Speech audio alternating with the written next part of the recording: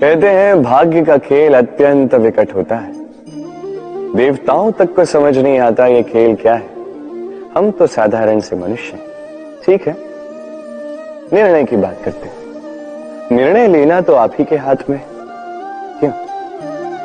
भाग्य जो है आपका निर्णय नहीं बदल सकता, किंतु आपका निर्णय ये आपका भाग्य अवश्य बदल सकता है। इसलिए भाग्य के पीछे मत भागिए, अपना ध्यान केंद्रित कीजिए आज के निर्णय पर। शांत मन से विचार कीजिए, फिर निर्णय लीजिए, क्योंकि यह निर्णय ये अत्यंत महत्वपूर्ण है। आपका आज का यह निर्णय आपके भविष्य का आधार है। आपका आज का यह निर्णय भविष्य में सौभाग्य बन सकता है, दुर्भाग्य भी बन सकता है। चयन आपका।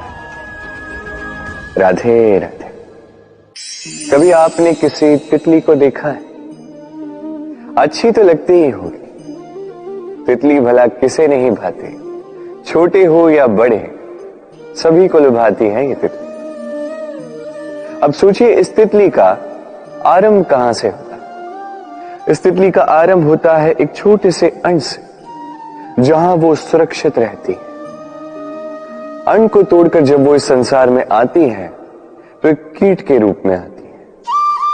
कीट जो भूमि पर रेंगता है, जो वृक्ष के पत्तों पर सुरक्षित रहता है। कुछ समय पश्चात होता है एक और परिवर्तन। उसके पंख निकल आते हैं, तब वो तितली बनती है। तब वो इस आकाश में उड़ान भरती है, सुंदर सुंदर पुष्पों पर रस का आनंद लेती है। कभी सोचा है कि तितली ही ये क्यों कर पाती है, कोई और क्यों नहीं? क्योंकि वो उस अंड से बाहर निकल पाती है। यदि वो उस अंड से बाहर निकल ही नहीं पाती तो कभी उड़ ही नहीं पाती, कभी तितली बन ही नहीं पाती। यही हमारे साथ भी होता है। हम सदैव वहां रहना चाहते हैं जहां हमें सुरक्षा मिलती है, उस सुरक्षा चक्र में ही रहना चाहते हैं, किंतु ये विकास सुरक्षा सीमा को लांघने पर ही आरंभ होता है। तो यदि आप जीवन में कुछ बड़ा करना चाहते हैं, कुछ महान कार्य करना चाहते हैं, अपना व्यक्तित्व बनाना चाहते हैं, तो इस सुरक्षा चक्र को भूल जाइए। सुरक्षा सीमा को लांघिए, आगे बढ़िए, चुनौतियों का सामना कीजिए, कठिनाइयों का सामना कीजिए, साहस के साथ आगे बढ़िए और शक्तिशाली बनिए। तभी आप जीवन में कुछ कर पाएंगे, तभी आपके भी पंख निकल आएंगे और तभी आप इस सुंदर से आकाश में उड़ान भर पाएंगे। राधे राधे। हम सभी मंदिर में जाते हैं, ईश्वर के समक्ष बैठकर हाथ जोड़ते हैं और अपनी मांग रखते हैं। कभी सोचा है ईश्वर को कैसे लगता होगा कि मेरे भक्त मेरे पास आते हैं केवल अपनी इच्छा पूर्ति के लिए, मुझसे मिलने के लिए नहीं। कई सारे लोग मंदिर जाते हैं, अपनी इच्छा ईश्वर के समक्ष रखते हैं। अब यदि उनकी इच्छा पूर्ण ना हो तो हताश हो जाते हैं।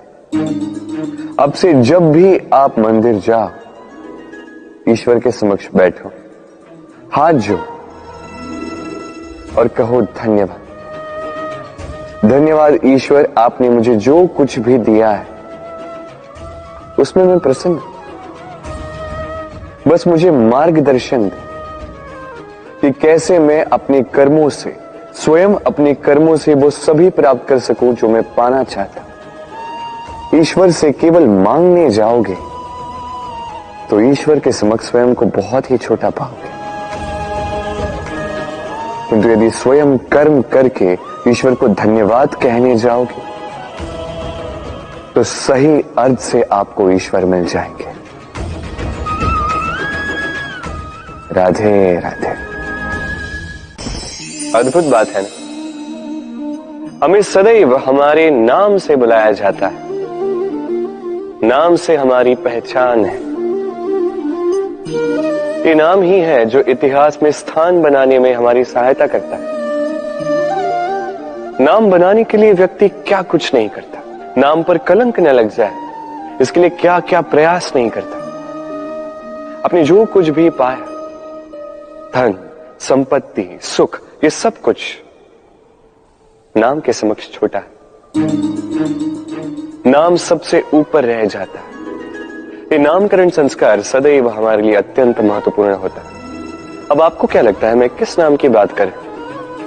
वो नाम जो हमने जन्म से पाया? नहीं, मैं उस नाम की बात कर रहा हूं जो हमने हमारे कर्मों से अर्जित की। जो जन्म से प्राप्त हुआ वो मृत्यु के साथ चला जाएगा। ये तो जो नाम कर्मों से प्राप्त होता है वो हमें अमर करता है। माता पिता से हमें जन्म मिला, जन्म से मिले संबंधी, समाज से मिले मित्र, प्रकृति से मिला भोजन। यदि कुछ ऐसा है जो हमने स्वयं पाया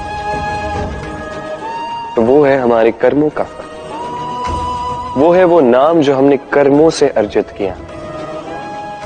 इसलिए सदैव श्रेष्ठ कर्म कीजिए और मेरे साथ प्रेम से कहिए राधे राधे।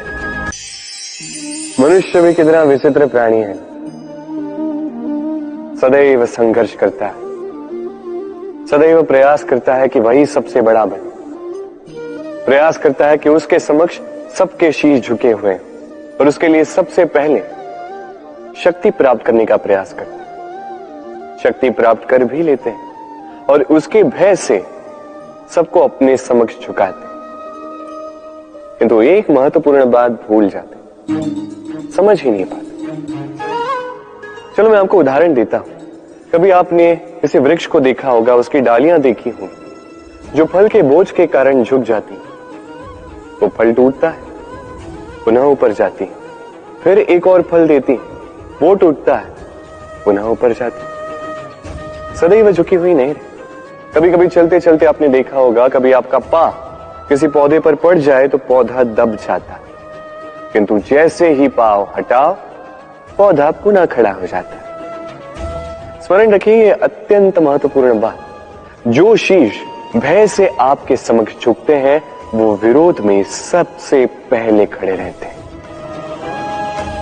आप जीतिए, सबको जीतिए, किंतु बल के भय से नहीं, उन्हें जीतिए प्रेम के समक्ष।